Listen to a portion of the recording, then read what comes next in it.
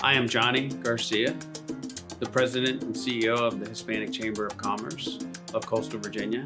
And I'm also the CEO and entrepreneur of a number of different businesses here in the 757. I am Viviana Fullwood, the chairwoman for the Hispanic Chamber of Commerce of Coastal Virginia. We have over 100 different restaurants, stores, specialty stores for the Hispanic community in the area.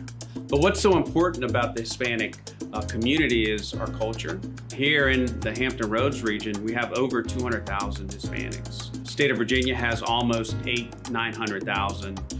Originally, the chamber was started by 6 proactive women, and they started it as the Peninsula Hispanic Chamber. And it grew to a certain point, but then it needed to expand outside of just the peninsula. And then in 2008, it became the Hampton Roads Hispanic Chamber. And then in 2018, we changed it to the Hispanic Chamber of Coastal Virginia because we also want to reach out to underserved areas like the Eastern Shore, further up the peninsula to support Hispanic-owned businesses, but also the ability to reach a bit further. So we annually have an event called Nuestra Feria.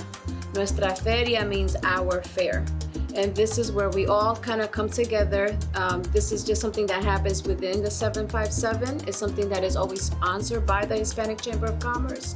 And it's pretty much all the different countries. There is no discrimination of just the Latins or just the Hispanics. It's an event where everybody comes together with food, music, the traditions. We have vendors, and it's just a time where people can network and see that we are here, that we're present. Diversity. It's got to be in boardrooms. It's got to be in businesses. It's got to be in a number of different activities that are happening in the region, and they're not. When you talk about equity and diversity, it happens in leadership roles. And unfortunately, us in Latino and Hispanic community, we shy away from those leadership roles. We don't want to be in the spotlight, but we need to be. Especially with the ever-growing populations. So those are key important factors, but if we don't have representation in the highest offices, we're gonna keep remaining in the background.